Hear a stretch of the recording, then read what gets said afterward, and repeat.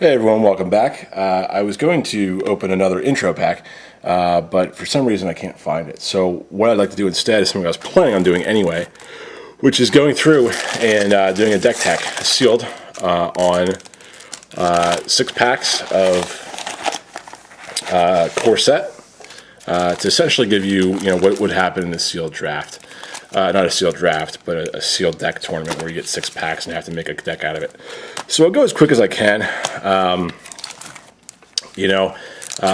not highly knowledgeable about the stuff, but I've got enough, I think, where I can put together something here for you guys. And, I'm more of a dilettante. I like playing a lot, and I like to think that I can play. 4, 5, that's good. 6. I like to keep a few of these on hand and just keep them for my own little sealed pack collection as well. I think I like to keep one of each one. So let's see, one of each, style. So we've got a few more here we can play around with later. So put these off into the sealed pile. And I've heard comments about people who don't like keeping sealed packs around, but I think it's just fun. So let's go into this and see what we can do with drafting a deck, or excuse me, I keep saying draft, with doing a sealed deck here. I appreciate all you guys watching these videos, and some of the view counts have gone pretty high. I like the comments you guys give too, so if you have anything you'd like to tell me, or anything you'd like to share, talk about, the gathering related, I'd be certainly willing to converse with you in the comment section below. So we'll just divvy out into colors here. Probably the best way to really gauge what you have, I would put your uncommons and your rares just into a little bit of a section where you can look at them fairly easily to be able to determine what you have that's probably good. I mean, certainly there's rares that are good that commons that are good that you don't want to necessarily throw away just because they're common. But you kind of want to look at the whole picture, and divvying up into colors and rarity also helps you. So, Blightcaster, a quarter shield, Diabolic Tutor are our 3 uncommons here. Ooh, a Mutavault. I've been waiting to open one of these. Cool card. It's probably one of the top 3 cards in M14. Right up there with Archangel of Thune and Garrick. It's tap 1 to add 1 generic to your mana pool, and then if you tap, and for 1, Mutavault becomes a 2/2 creature with all creature types until end of turn. It's still a land. So that's cool. I might even want to put that in a case. And then a foil, Elixir of Immortality. So that's a cool card to have too. So don't be afraid to play a foil in your sealed. It's basically an extra card that you got, or an extra. If it's above a common, you got a uncommon or a free rare in a pack. So you can use as many lands as you want, and tokens aren't an issue in sealed. So that's a great first pack. Having the Mutavault in constructed is pretty cool. All right, red's up there, green, white, green, red, white, red. Voracious Worms is a good card. It's based around life gain though. I don't know if we want to play that card here. Blightcaster is a 2/3 for 4. Whenever you cast an enchantment spell, you may have a target creature get -2/-2 until end of turn. So good for playing black, and there's a few black uncommons here already, so that might be a possibility. Stonehorde Chanter and Chandra's Phoenix is our rare. And, it's kind of funny. I think these emblems, not just the tokens, but just specifically the emblems for the Planeswalkers. I think Dormy Raid's got one from Gate Crash, and generally, if there's anything that has to do with tokens and a Planeswalker, these come into play. So this is neat. And they seem to be as rare as the Planeswalkers themselves.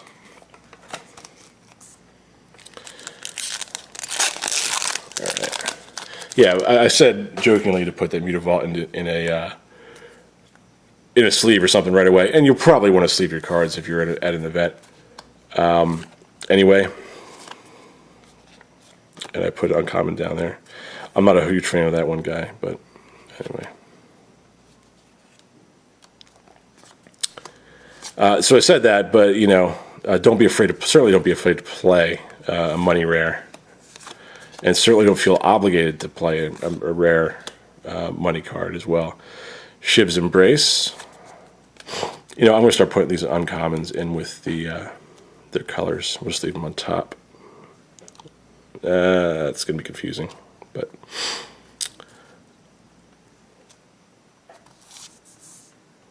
Staff of Wild Magus is a green life gain spell, and you probably want to stay out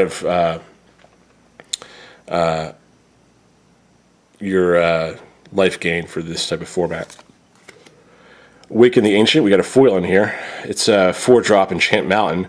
Enchanted Mountain is a 7/7 red giant creature with haste. It's still a land. I like that. And we've got 2 red rares right now that are both very good. Angelic Accord is a foil. So we've got 2 free uncommons here, which is great for playing. Generally, they are better cards. Not always, but generally. So it sounds like I might be contradicting myself a little bit by, first of all, stating that don't be afraid to go with a common heavy deck, but then being excited when you see an extra uncommon or rare. Not gonna lie, it is kind of nice to see them, but again, I wouldn't base everything around it. Okay, I'm going into pack opening mode here. Great little extra mana here for green, and with some of the green, I'm not going to play. You know, you can determine if you want to play three colors if you want. You are building a 40 card deck, so 3 colors is kind of slim. But what I would suggest is probably sticking with 2. And right now, just by card advantage, looking at either red, green, or black, white. Blue's a little bit out of it at this point, I think. But you never know.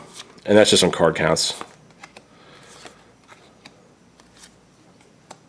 Dawnstrike Paladin's a good card. It's a 2/4 for 5 with Vigilance and Lifelink. It's basically a Sarah Angel without flying and Lifelink. Or without flying with Lifelink. Bloodbaron, Angelic Wall. I like Wall of S-Words better. Woodborn Behemoth is a 5-drop 4/4. As long as you control 8 or more lands, not going to happen. I mean, turn 8 is pretty deep. Org Battle Driver. So our 3rd out of, 4 packs, right? Red rare. So it's a 5/3/3. 5-drop 3/3. Whenever another creature enters the battlefield under your control, that creature gets +2/+0 and has haste. Man, that's a great card. So we're going to play. I think we're almost definitely going to play red here, just based on the power of those 3, and then seeing what else. Did I miss a rare that I put somewhere else? I'm sorry, guys. I don't want to go searching through everything right now, so I won't. But we'll find it. Oh, we got 2 packs left. All right, sorry. Mental brain fart, as I call it. Undead Minotaur, Pitchburn Devils, Verdant Haven's a good card. So, and I think when you're looking at your cards, there's a lot to be said about being mathematical about everything and figuring out what works best. But you're also playing Magic how you like to play it, and your emotions kind of come into play a little bit. So I'm not one to be against having a gut feeling towards a color or liking to play a certain color, because you will play better with that color than you would a color that you're not as familiar with, especially if there's mechanics involved that you're not as quick on. So I'm kind of the working man's player here, where I suggest that you do something a little more comfortable. Darksteel Forge. It's a 9-drop mythic. So every rare and mythic at this point has been something that's playable. Artifacts you control have indestructible, and we've got a decent amount of artifacts here too. You know, the staffs aren't going to be really... I'm sorry. Okay, 3 of them are staffs.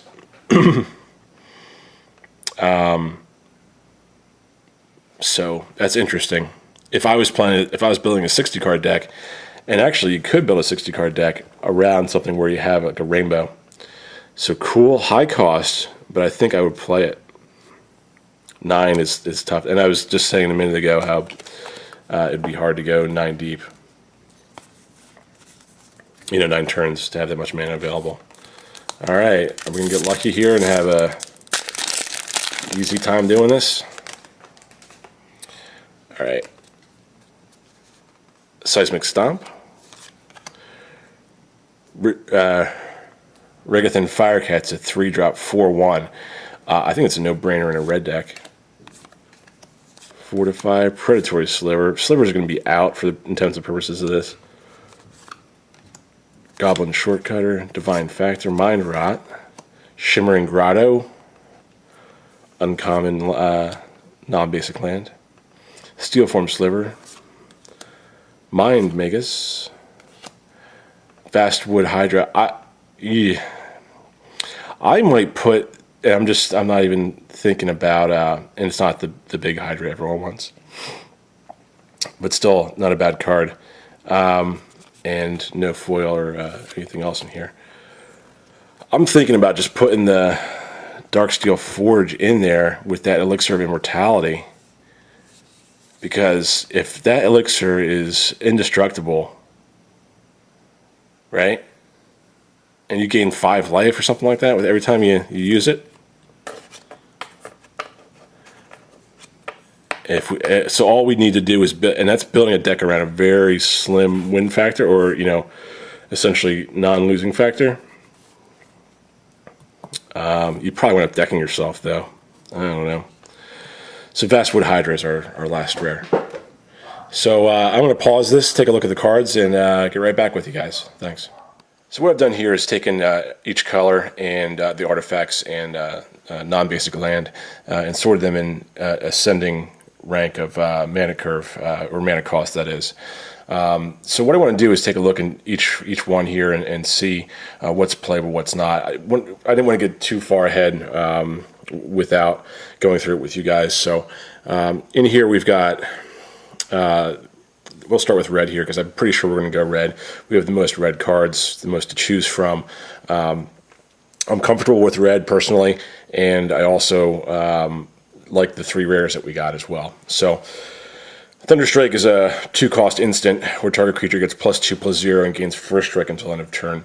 I think we're playing a fairly creature-heavy deck here, so that's a definite maybe for the deck. Dragon Hatchling is 0/1 for 2. That's pumpable. This is definitely in. Another Thunderstrike here. I didn't sort them by the card order, just the cost. Seismic Stomp, creatures without flying can't block this turn. I like that too in this format of limited. And Goblin Shortcutter here is a 2/1. Target creature can't block this turn. So we're going to go into a denial mode, thinking that our opponent doesn't have a lot to combat the stuff we've got here. We've also have the big things where we want to look at great cards, bombs, and removal, stuff like that. We can bring other cards out of the game. Evasion, where like these are, we haven't run into any bombs yet, but this is pretty much evasion over here, because we're trying to attack without having our creatures blocked. Aggro, which is small creatures, and then everything else. Active Treason is a 3-drop sorcery where you gain control of target creature until end of turn. Untap that creature. This kind of counts in both the removal and evasion areas. For me, technically I don't know if that makes sense, but generally speaking, though, it's something that I think we would work well in a deck that's creature-based here. So far, I think we're all in here. We're looking for about 23 cards based on the standard logic, about 40% of the deck in limited being reserved for basic land. So we'll keep our eyes on how many cards we've got here. Academy Raider is a 1/1 for 3 with Intimidate. I don't like the Intimidate just because we're not sure what colors we're playing against. It would be, all these cards are in your sideboard, so that's a maybe for your sideboard, or it's in your sideboard. Regathan Firecat is a 3-drop 4/1. Just because you're getting a 4 power for 3 cost, I think that's in. Lightning Talons is a 3-drop enchantment. Enchanted creature gets +3/+0 and has first strike. I like that. And then Chandra's Phoenix is a 3-drop 2/2 with flying and haste. And then whenever your opponent is dealt damage by a red instant sorcerer spell you control, return this card from your graveyard to your hand. So it's 3 cost flying with haste, just ignoring the bottom part of it. So it's a great card to include here. I called this Org earlier. It's Ogre Battle Driver. It's a 4-drop 3/3, and then whenever another creature enters the battlefield under your control, that creature gets +2/+0, gains haste until end of turn. So this is all consistent with a red deck wins aggro type setup here. Chandra's Outrage is a 4-drop, and it deals 4 damage to target creature and 2 damage to that creature's controller. Removal. Awaken the Ancient. Each Enchanted Mountain is a 7/7 red giant creature with haste. It's still a land. So you're getting a 7/7 for 4, and we're going to have mountains, so that's in as well. Marauding Malhorn attacks each combat if able, unless you control a creature named Advocate of the Beast. We don't have one. It's a 5/3 for 4, but we'd like to have a little bit more control. It's a high cost. I think we already have plenty enough creatures here, so I'm going to leave that out. Shiv's Embrace is a 4-drop enchantment. Enchanted creature gets +2/+2 and has flying. That's something that fits well here, I think.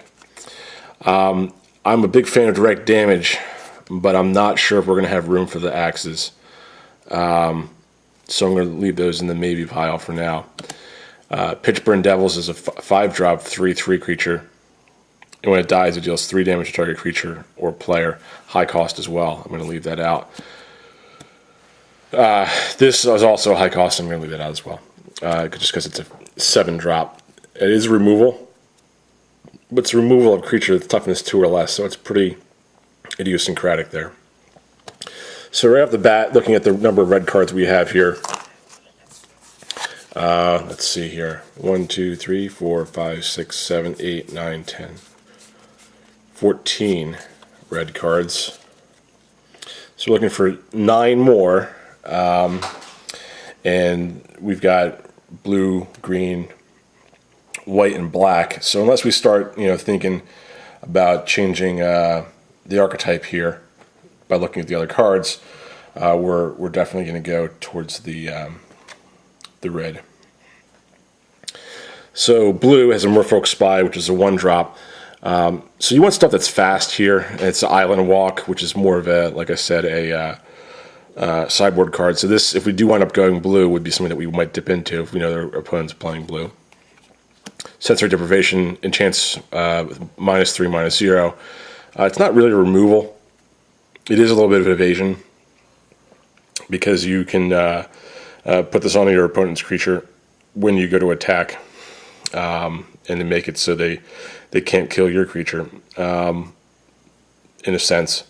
But I don't necessarily like it that much. Coral Merfolk is a 2-drop 2/1. Low-cost creature, it's a maybe.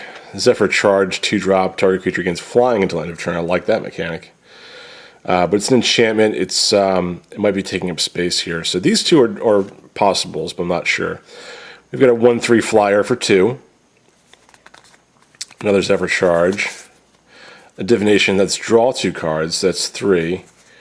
Frost Breath, tap up to 2 target creatures. Those creatures don't untap until the creature's next untap step. I like that card. That's a 3-drop. Nephalia Sea Kite is a 2/3 flyer with flash for 4. And Messenger Drake is flying. You get to draw a card when it dies. It's a 5-drop, though. I just think the 5 is a little too much there, so I'm going to leave that out of the pile. 1, 2, 3, 4, 5, 6, 7. So Blue's a possible. I didn't see anything here that was a bomb. The flyers are evasion. The draw 2 cards is nice. Gain flying. I don't know if I'd put 2. Maybe you would put 2 in there. If I'm going to put blue, I'm going to play them both. Most likely. So blue's a possibility here. Let's go down to black. Altar's Reap is a 2-drop instant where an additional cost, you have to sacrifice a creature, draw 2 cards. We're centering our deck on creatures. There's no creature generation here. So I'm going to have to say that's out. Mind Rot, target player discards 2 cards for 3. There's only one of them here. I'm not there could be something with decking someone in this format if you had a card where they would discard half their library, and this would help to that end. But you want your our win condition here is going to be getting our opponent to 0 life. To go into alternate win conditions where you deck somebody or poison counter or something like that isn't terribly popular in limited play. So I think this one's going to be out as well. Blood Baron is a 3-drop 2/2. Sacrifice another creature. It gets +2/+2 until end of turn. Again, with the sacrificing creatures. You got 2/3 vanilla for 3. It's a little underpowered for the cost, but it's maybe another Mind Rot here. I should have put those in card order as well. But Blightcaster is a 2/3 for 4. Now we're getting a little more expensive here. Whenever you cast an enchantment spell, you may have target creature get -2/-2 until end of turn. If these are the only 3 possibles right now for black, I don't think we're looking too good here. A Cursed Spirit is a 4-drop 3/2 with Intimidate. I mentioned Intimidate earlier not being something I want to play here, or if I do, I would come back to it if our opponent's playing black. Blightcaster is a 2/3. Again, something that's possible here. Diabolic Tutor. This card is good. Search your library for a card, then put the card into your hand, then shuffle your library. I don't know that we particularly have a huge bomb that we want to be searching our library for. There's no win condition cards. The Awakening the Ancient's not bad to look for that with this card. So if we go black, this is a maybe. Deathgaze Cockatrice is a Death Touch flyer for 2/2 for 4, and then Liturgy of Blood is a destroy target creature. So it's removal, a little expensive. And these two black costs are the tough ones to think about. So we've got 1, 2, 3, 4, 5, 6. Okay, so we had 7 blue, 7 potential blacks. This is a little over costly, but I've got some cheap stuff in red. And we'll just keep going for the green because I think that might be the direction we're going. But white does have a lot of cards here to choose from. So Suntail Hawk is a 1/1 flyer. That's in. Pay no heed. Prevent all damage from a source of your choice would deal this turn for 1. It's not a bad ace to have in the hole. Blessing's a 2-drop enchant creature, and it turns that creature into a pumple creature. So that's in. Sentinel Sliver's out. We're not going to put any slivers in here. That's something you want to avoid because it is a 2/2 for 2, but you're not getting anything extra out of it. Pacifism is a 2-drop enchantment creature. Enchanted creature can't block, attack, or block. So that's like a hybrid evasion removal because you're taking the card out of being able to block and attack. Angelic Wall, I haven't tried to play walls in a while. They might actually be fairly effective, kind of depending on your opponent. But we're not going to put them in here. Divine Favor is a 2-drop enchant creature. You gain 3 life. Enchant creature gets +1/+3. I'm putting this in just because it's low cost and not for the life gain. For the +1/+3. Steel Form Sliver is a 2/2 sliver. I already had that one there. And Griffin Sentinel is a 3-drop flyer with vigilance and 1/3. So that's something. It's only a 1 power though for 3 cost, but you do have that flying and vigilance, so he can defend. And if he has that +1/+1 on it, or there's a couple things in the red that might be able to help us as well with creatures like that. So Fortify is a 3-drop choice card, +2/+0 or 0/0/+2 until end of turn. I don't like the plus to the end of turn thing. It is instant speed, though, so maybe. Our answer is a 2/2 for 3. Enters the battlefield, you may return target enchantment card from your graveyard to your hand. There are a few enchantments that we're playing here, so maybe. And it's only one extra to have that. And you're playing it in third or fourth turn, so maybe you've already lost an enchantment, and you can bring it right back to your hand. Hive Strings, 3-drop, put 2 1/1 colorless sliver creature tokens onto the battlefield. If it was 3, I'd say yes, but not something we can really use here. If we had more slivers, I'd think about it. But going sliver deck and limited, it's kind of tricky to handle, and you have to have the cards to support it. You basically want to be all slivers for your creatures. Angelic Accord's a 4-drop. At the beginning of each end step, if you gain 4 more life this turn, put a 4/4 away. We're not going to be doing a lot of life gain. I think the one life gain card we had was at 3 life, so I don't think that's going to be in. It's a cool looking card, though. 2/4 for 4 vanilla is out. Dawn Strike Paladin 2/4 for 5, only because it has Vigilance and Lifelink is in. And Stonehorn Chanter is a 6-drop 4/4. And that just seems a little expensive. I don't know if we're going to have 6th turn stuff going on here. So 1, 2, 3, 4, 5, 6, 7, 8, 9. By happenstance, we have 9 cards for white, which is kind of the target we're looking to get towards. I'm not going to, you can go 41, 42 cards here, or set, 18, 19 land opposed to 17. Especially if you have a card like this. Well, no, that'd be the opposite. If you had this card, you might be able to go down to 16 or stay at 17 land. So white's looking the strongest out of the 3 so far, because there's a lot there. But we've got more stuff to go through. We've also got all of our artifacts and our 2 non-basic land to look at as well. So looking at green, Elvish Mystic, if we play green, this is in. Giant Growth, target creature gets +3/+3 until end of turn, probably in. Destroy your target creature with flying. For 2, it is removal. If they're a creature-based deck, they're going to be having something with flying, most likely. So we'll leave it in just because it's removal. Destroy target artifact or enchantment. Again, keep it in. Predatory Sliver out. Voracious Worm is life gain based. So that's out. Deadly Recluse is a 1/2 with Reach and Death Touch for 2. So it's low cost, we'll leave it in. Verdant Haven is enchantment where it gains 2 life when it comes into play, and then enchanted land is tapped for mana. Its controller adds 1 mana of any color to his or her mana pool. So there's a little bit of mana fixing. We already have Elvish Mystic in here, so maybe.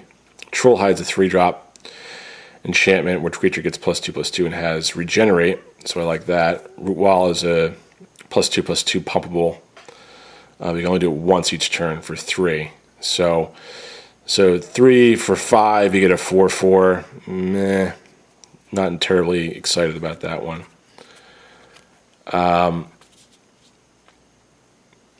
4/4 for 4, nothing big here. I don't think we need it. Woodborne Behemoth is a 5-drop 4/4. As long as you control 8 or more lands, it gets +4/+4 and has trample. So it's for that 1 extra mana, you're just getting a huge good condition there. So that's a maybe. Spore Mound is a 5-drop 3/3. Whenever land enters the battlefield, you control, put a 1/1 green Saproling creature token onto the battlefield. So we've got some high cost stuff here. So those 5s, we'll see. Windstorm, and I put the X's in the back here. Windstorm deals X damage to each creature with flying.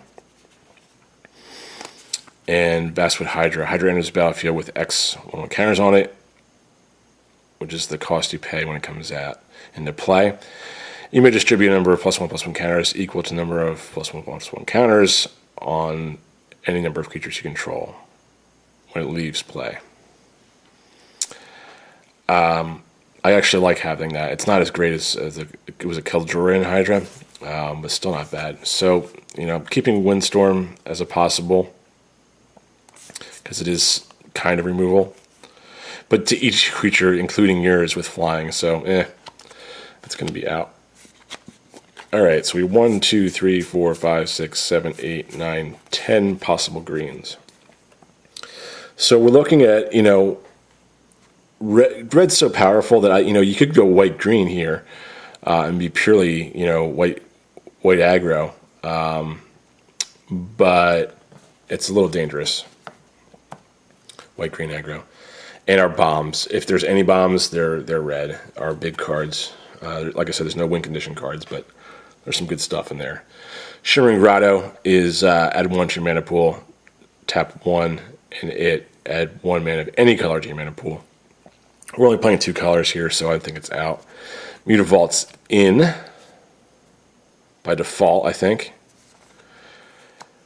A Quarter Shield is a 0 drop, equip 3, gets +0, +3, and has Vigilance, so I like that.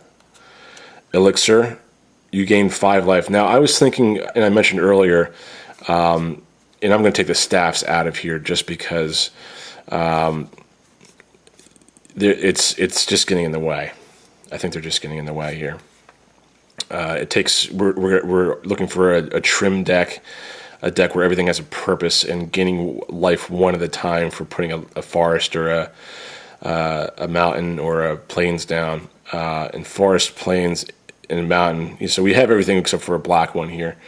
So we could use them, but I just don't think so. And then the Darksteel Forge. So what I was getting to was that, Elixir of Immortality, for some reason I thought that, when you tap it, it's destroyed, but it's not. So the only way you could really reverse the condition here of shuffling it into your library is if you're able to untap this card before it resolves.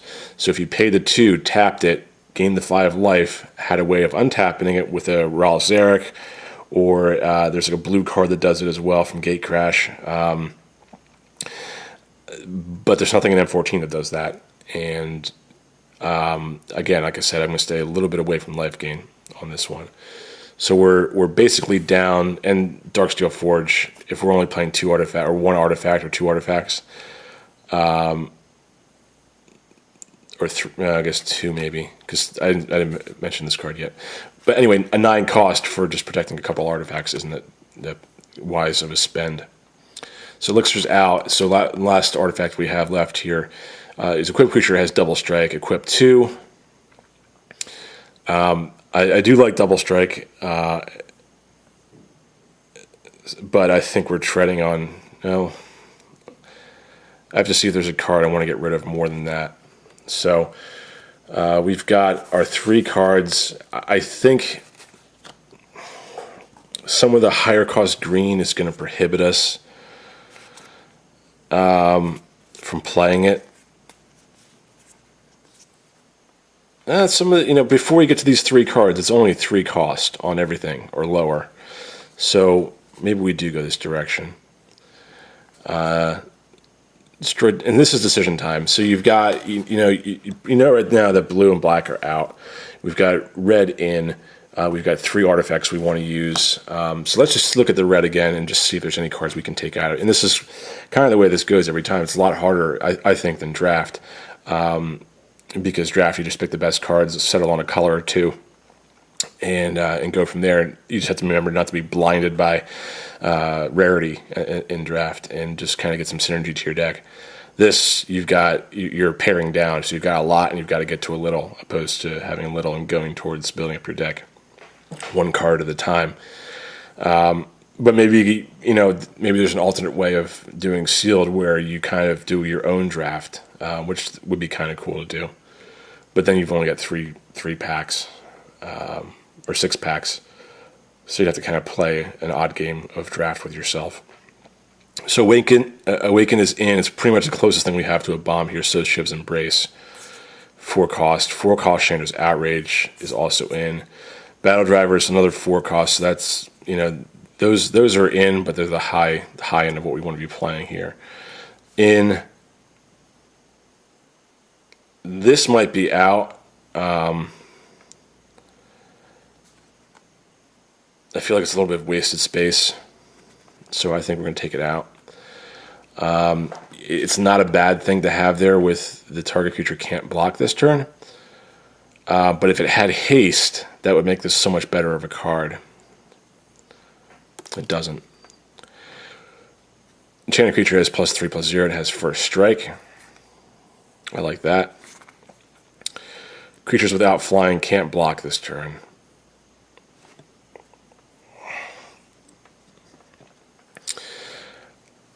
I can't help but feel like that would win me the game in a certain situation, but I think I'm going to take it out.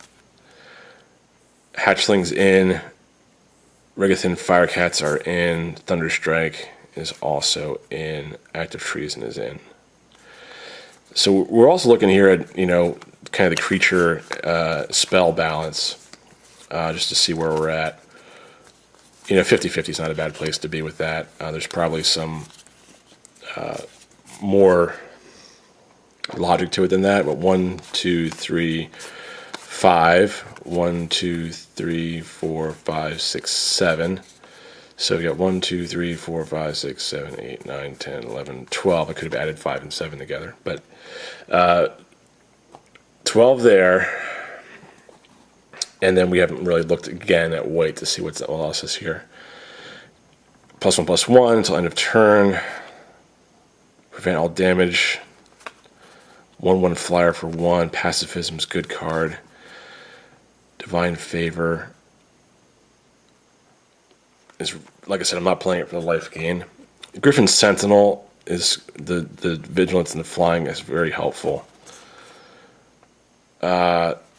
Man, these are all, and I like to have the Auramancer to get those enchantments back. And Dawnstrike Paladin is just a good card all around. It's essentially a Serra Angel without flying. So we're down to between white and green at this point. I think a few minutes ago we were in the same place, huh? Green's got more removal. We don't need the giant growth. It's kind of good to have. 3, 4, 5, 6, 7, 8, 9, 10. So we probably want to take one more out of here.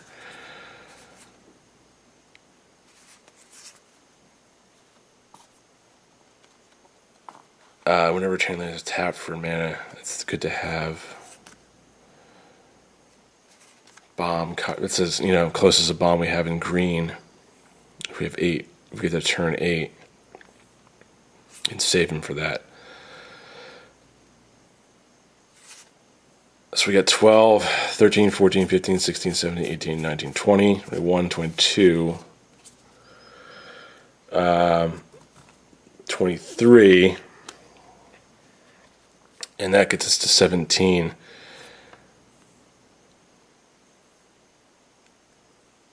I think we can leave the artifacts out. And as much as I want to have that return and the Double Strike Paladin and the Auramancer, I think I want to go red-green here. And the Pacifism, they're all great. What am I thinking? It's just the removal here with the Artifact or Enchantment and destroy target creature with flying. The Mystic for more mana generation, and the Verdant Haven for adding more mana as well. Trollhide bumps up my other creatures. I think we're going to be a little creature. And Vastwood Hydra is also very good, but it's going to probably be played at a low cost. So, I have a feeling we're going to get stuck with not a lot of creatures on our first draw. 1, 2, 3, 4, 5. 1, 2, 3, 4. So that's 50-50 there. All right, I'm going to go for it and go. And this is what you can do, too, because you're going to have some time between your draft and your when you give them the packs and when you have to play your first game. So you can do a test draw. And I don't know exactly how much time you have. But depends on the place, I guess. Maybe it's a half hour or something like that. Probably longer than I'm going here. But a lot of these decisions you can make probably more quickly than I can. So what I want to do now, and basically what I was getting at is if you didn't like the way it test draws, then you can, switch out a color because you've already pared it down enough. So what we're going to do now really quick is just count up all the mana symbols. This is a great place to start. If you're working on a 60 card constructed deck, this is only a starting point for your mana base. We didn't really look at mana curve here. We just want to keep, pardon me, low cost and fast creatures with supporting enchantments and as much removal as we can have. So we've got 1, 2, 3, 4, 5, 6, 7, 8, 9, 10, 11, 12, 13, 14, 15, 16, 17, 18 red. Write that down because I'll forget. And then for green, 1, 2, 3, 4, 5, 6. This is almost a net 0 because you can generate green with that. So I'm going to leave that out of the calculation. So we got 6, 7, 8, 9, 10, 11, 12. Even if we kept it in at 13, it's only 13 green. So with 17 17 total lands, 13 cost on the green, 18 cost on the reds. We've just got to do a quick calculation. Little cross multiplication here. So what you're going to do is take your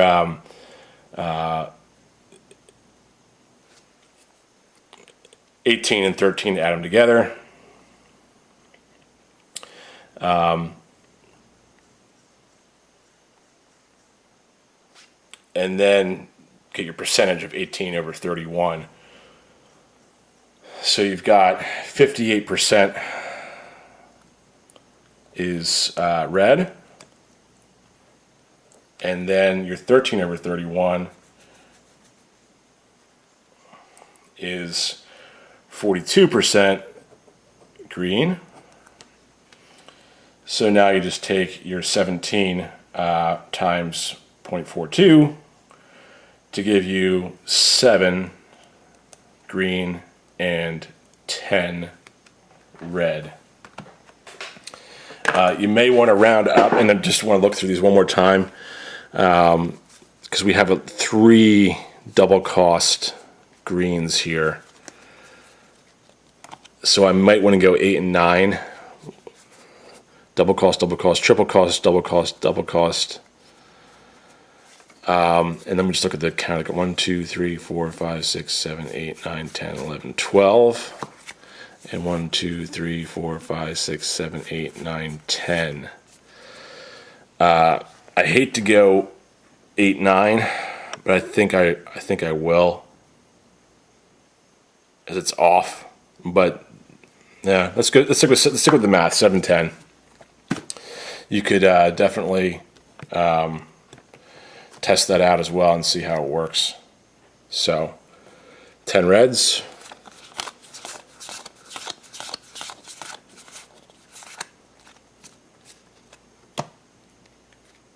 And then 10 green.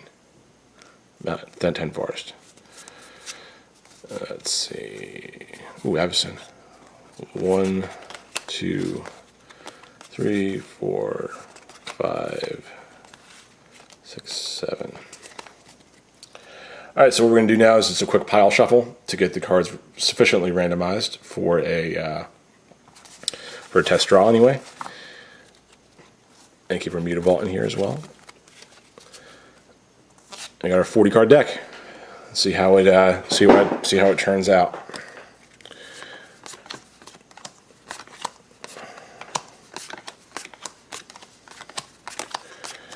So how do you guys like M14 so far? Is it pretty cool? I don't know how well it plays versus M13. I'm interested to see how well this new event deck starts playing, because there had been a lot of discussion on it, and I'm going to open one soon and post a video as soon as I get it. But really kind of just thinking about how that deck and how strong the M13 event decks were, if they really just try to tone it down. I know the Selesnya deck from Dragon's Maze was amazing. and you do get a dual land or a shock land from Gate Crash in your event deck for M14. So there's definitely some value there. We'll go over that in that video, but it'll be fun to see. So, all right, let's pretend our opponent shuffled and cut here, and then we'll just draw our first 7 cards, assuming we have the second turn. We'll draw the 8th card. 3, 4, 5, 6, 7. All right, let's see what we got. I was hoping we get one of these off the bat. Weaken the Ancients is kind of early for that. Thunderstrike, Naturalized, Spore Mound, Forest. So we've got some removal right up front. We didn't get any red land, so I'm glad we didn't go 9-8. This isn't a horrible hand to have. Let's see what we get on our first draw here.